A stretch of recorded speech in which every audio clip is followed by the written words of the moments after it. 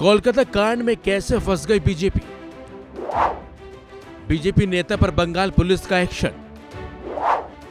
2 डॉक्टरों को भी भेजा गया समन। कोलकाता दुष्कर्म केस में कई ऐसे खुलासे हुए हैं जिन्होंने सभी को चौंका दिया है। इस केस की जांच सीबीआई कर रही है और सीबीआई लगातार सबूतों को इकट्ठा भी कर रही है, बल्कि बंगाल पुलिस की जांच पर सवाल भी उठ रहे हैं। लेकिन इस बीच कोलकाता पुलिस ने 2 अलग अलग मामलों में अब एफआईआर दर्ज की है। इसमें एक मामला गलत जानकारी फैलाने के लिए है तो दूसरा पीड़ित की पहचान उजागर करने के लिए है। इन दोनों मामलों में कोलकाता पुलिस ने 2 डॉक्टर्स और बीजेपी नेता लॉकेट चटर्जी को पूछताछ का नोटिस भेजा है।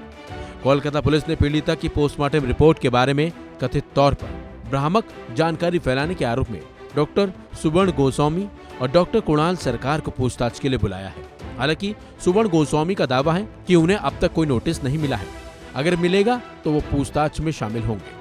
वहीं डॉक्टर कुणाल सरकार ने माना है कि उन्हें कोलकाता पुलिस से नोटिस मिला है, जबकि कोलकाता पुलिस ने बीजेपी पूर्व सांसद लॉकेट चटर्जी को भी पूछताछ के लिए बुलाया है। पुलिस सूत्रों का कहना है कि उन्होंने पीड़िता की पहचान उजागर की और जांच के बारे में गलत जानकारी साझा की।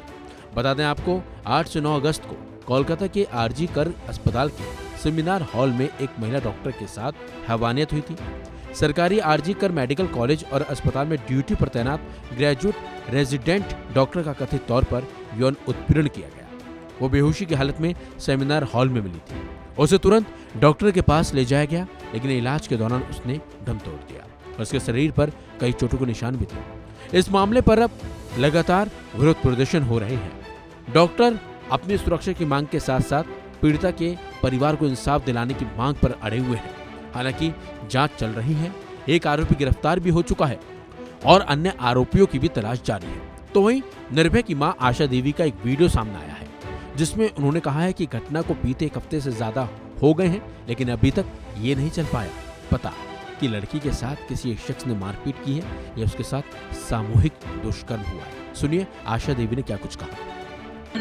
जो अपराध हुआ है, जो उनके माँ बाप के बयान आ रहे हैं, टीवी पे देख रहे हैं कि पोस्टमार्टम रिपोर्ट कुछ और कह रही है। जिस तरह से बच्ची के साथ बर्बरता हुई है, तो कहीं ना कहीं लग रहा है कि हम लोगों के नजरे से कुछ छिपा हुआ है, वो बाहर आना चाहिए।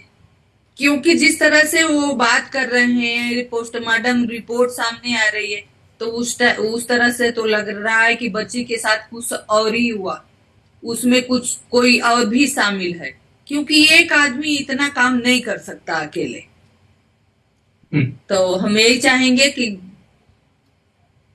जो भी हुआ, बच्ची अब इस दुनिया में नहीं है, तो उसके माँ बाप को इंसाफ मिले। जो हमारे डॉक्टर्स बाहर प्रदर्शन कर रहे हैं, उनको जो भी मांगे हैं सरकार उनकी मदद करे। क्योंकि आज एक बच्ची की जान गई है, कोई जरूरी नहीं है कि बच्ची की जान गई है, डॉक्टरों को भी खतरा है। क्योंकि आप देखेंगे कहीं भी सरकारी हॉस्पिटल में अगर कुछ भी डॉक्टरों से इधर उधर होगा, जरा सा देर हो गई तो मरीज के परिवार वाले उनपे हमला कर देते हैं, सारा दोष उनपे मढ़ देते हैं। तो कम से कम उनको तो सिक्योरिटी चाहिए।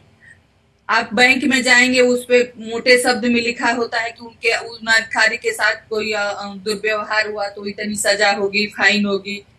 पुलिस में जाइए, वहां पे लिखा होता है कि उनको कोई अभद्र व्यवहार नहीं करेगा। तो डॉक्टर्स क्यों उनके पर हमला होता है? वो 24-24 अपना घर परिवार छोड़ के 24-24 घंटे मेहनत करते हैं, तो उनको इंसाफ क्यों नहीं मिल रहा है?